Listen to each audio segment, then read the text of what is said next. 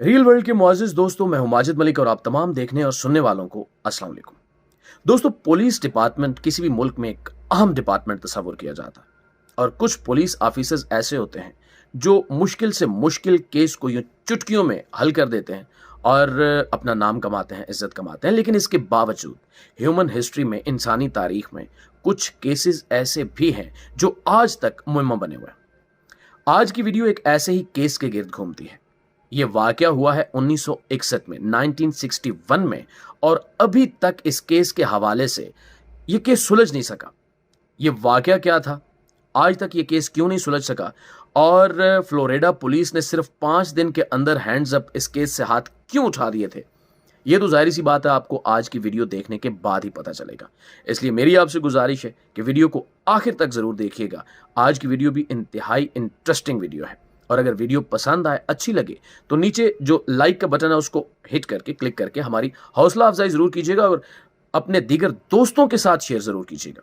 तो बगैर कुछ वक्त जाया किए चलते हैं आज की वीडियो की तरफ। रियल वर्ल्ड के मुआजिज दोस्तों, दुनिया भर की पुलिस को बाज औकात ऐसे केसेस से वास्ता पड़ता है जो इनका ज़हन घुमा कर रख देते हैं। ऐसा ही एक केस फ्लोरिडा पुलिस के सामने आया जिसमें लाश घर के अंदर पड़ी जलकर राख हो गई, मगर घर के किसी सामान को कुछ नहीं हुआ। ये जुलाई 1951 की एक सुबह की बात है जब फ्लोरिडा के इलाके टेम्पा बे के एक अपार्टमेंट की मालिका पेंसी कारपेंटर को एक टेलीग्राम मौसूल हुआ जो उनकी एक किराएदार के लिए था। वो टेलीग्राम लेकर अपार्टमेंट में गई और दरवाजा खटखटाया तो कोई जवाब नहीं मिला, जिस पर उन्होंने दरवाजा खोलने का फैसला किया। जब उन्होंने दरवाजे की नाब को छुआ तो वो नाकाबिले बर्दाश्त हद तक गर्म हो रही थी। पेंसी कारपेंटर को मामला मशकूक लगा तो वो अपने अपार्टमेंट वापस गई और पुलिस से राब्ता किया। जब पुलिस एहलकार वहां पहुंचे तो 67 साला मैरी रेसर के अपार्टमेंट में दाखिल हुए तो उनका सामना अपनी जिंदगी के सबसे पुरस्कार केस से हुआ। मुअम्मर खातून कुर्सी पर थीं, बस हुआ यह था कि जिंदा या लाश की शक्ल में नहीं बल्कि राख की सूरत में। अगर बायां पैर, खोपड़ी और रीढ़ की हड्डी का कुछ हिस्सा बाकी न बचता तो कोई भी ये नहीं बता सकता था कि यह किसी इंसान की राख है। इस खातून का लगभग पूरा जिस्म जलकर राख हो गया था, मगर हैरान कुन तौर पर उनकी कुर्सी के बाकी बच जाने वाले स्प्रिंग्स के बराबर में अखबारात का ढेर बिल्कुल ठीक हालत में मौजूद था। अपार्टमेंट का तमाम फर्नीचर, कालीन, दीवारें दुरुस्त हालत में थे। आतिशज़दगी की वाहिद निशानी कुछ प्लास्टिक मसनूआत के नरम होने और छत पर हरारत और धुएं से बनने वाले कुछ निशानात थे। यानी मैरी रेसर अपनी नशिस्तगाह के वस्त में राख का ढेर बन गई। मैरी रेसर की पैदाइश 8 मार्च 1884 को रियासत पेंसिल्वानिया के इलाके कोलंबिया में हुई और अपने शौहर की मौत के बाद वो सेंट पीटर्सबर्ग, फ्लोरिडा मुंतकिल होकर अपने बेटे और उसके खानदान के करीब मुकीम हो गई। मैरी को फ्लोरिडा का गर्म मौसम पसंद नहीं था। वो तंबाकू नोशी करती थी और नींद की गोलियां भी खाती थी। अपनी मौत से पहले बेटे से मुलाकात में उन्होंने अपनी शिकायत बयान की और वापस पेंसिल्वानिया जाने का इरादा जाहिर किया। वो फ्लोरिडा के गर्म मौसम से भागने की ख्वाहिशमंद थी और उनके लिए जो टेलीग्राम भेजा गया था वो पेंसिल्वानिया के ट्रिप के इंतजामात मुकम्मल होने के बारे में ही था। सेंट पीटर्सबर्ग की पुलिस ने इस केस में 5 दिन में अपनी शिकस्त तस्लीम कर ली। ये खातून यकीनन जलकर राख हुई थी, जिसके लिए 3000 सेंटीग्रेड दर्जा हरारत की जरूरत होती है, मगर इसके बावजूद कमरे में आतिशज़दगी के लगभग कोई शवाहिद नहीं थे।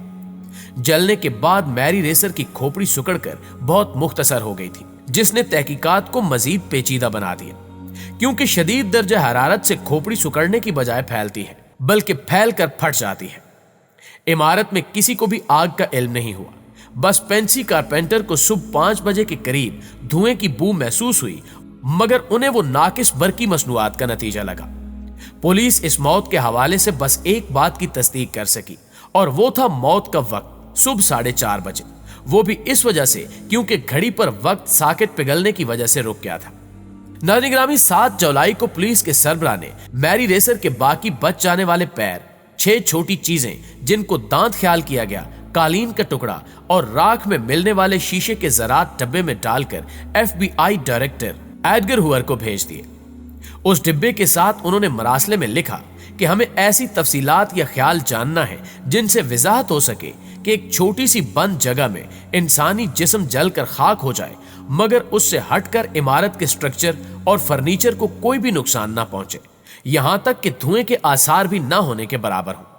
मुतअद्दिद हफ्तों बाद FBI ने इस केस को विक इफेक्ट का नतीजा करार दिया, जिसकी वजह खातून के आग पकड़ने वाले नाइट गाउन और उनकी सिगरेट और नींद की गोलियों का इम्तिजाज था। FBI रिपोर्ट के मुताबिक एक बार जब जिस्म जलना शुरू होता है तो उसमें इतनी चर्बी और दीगर आग पकड़ने वाले अज्जा होते हैं जो कई तरह की तबाही का बायस बन सकते हैं। कई बार ये जलने से होने वाली तबाही इस दर्जे की होती है कि इंसानी जिस्म लगभग मुकम्मल तौर पर जलकर राख हो जाता है। पुलिस सरबराह ने इंसानी जिस्म के एक माहिर विल्टन क्रोग मीन से भी तहकीकात की दरखास्त की और उन्होंने FBI के नताइज को मुस्तरद कर दिया। उन्होंने कहा कि हमारे लिए तस्लीम करना मुश्किल है कि एक बार इंसानी जिस्म जलने लगे तो वो खुद को मुकम्मल तौर पर राख बना ले, जैसे कोई शमع जलकर पिघल जाती है और बस पिघले हुए मोम के कुछ ज़रात ही बाकी बचते हैं। रॉकेट का कहना था कि उस रात जो कुछ भी हुआ इसके बारे में हो सकता है कि हम कुछ भी न जान सके, मगर ये केस अब भी मुझे डराता है। यानी एक इंसान मुकम्मल तौर पर जलकर राख हो जाए और उसके अपार्टमेंट को कुछ भी ना हो, ऐसी सूरत में तो उस पूरी जगह को जल जाना चाहिए था। प्यारे दोस्तों, ये रिपोर्ट 1961 में शाया हुई थी और इस केस के बारे में मजीद जवाबात सामने नहीं आए। पुलिस चीफ ने एक बयान में इसे अपने 25 साला कैरियर का सबसे गैर मामूली केस करार दिया। इस केस के बारे में मुख्तलिफ नजरियात पेश किए जाते हैं। एक नजरिया तो ये सामने आया कि यह वाकया किसी वजह के बगैर इंसानी जिस्म के खुद जलकर राख होने का नतीजा है और 70 साल बाद भी इस केस के हवाले से इस ख्याल का इजहार किया जाता है। ऐसे केसेस में होता यह है कि कोई भी शय आग भड़कने के बाहरी जरिए के बगैर जलकर खाक हो जाए। मैरी रेसर से हटकर भी इस तरह के केसेस सामने आए हैं और इन केसेस की तहकीकात भी कोई ठोस जवाब देने में नाकाम रही।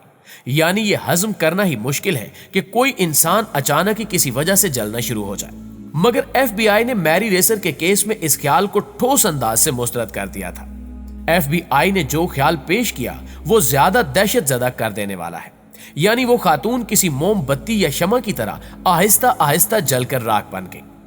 अगर आग लगने पर वो पहले ही मर चुकी थी या बेहोश या हरकत करने से कासिर थी तो ये आसानी से ख्याल किया जा सकता है कि जलता हुआ सिगरेट गिरा हो और उनको जलाना शुरू कर दिया हो। मगर इस नजरिए के दुरुस्त होने में मसला यह है कि आखिर अपार्टमेंट और पूरी इमारत इतनी ज्यादा हरारत से मुतासिर क्यों नहीं हुई और खोपड़ी क्यों सुकड़ गई। इस मौत के एक दहाई से जायद अरसे बाद विल्टन क्रोग मीन ने एक मुतबादिल थ्योरी पेश की और वो ये थी कि हो सकता है कि खातून को किसी और जगह कत्ल करके जलाया गया हो और फिर राख वापस अपार्टमेंट में पहुंचा दी गई हो।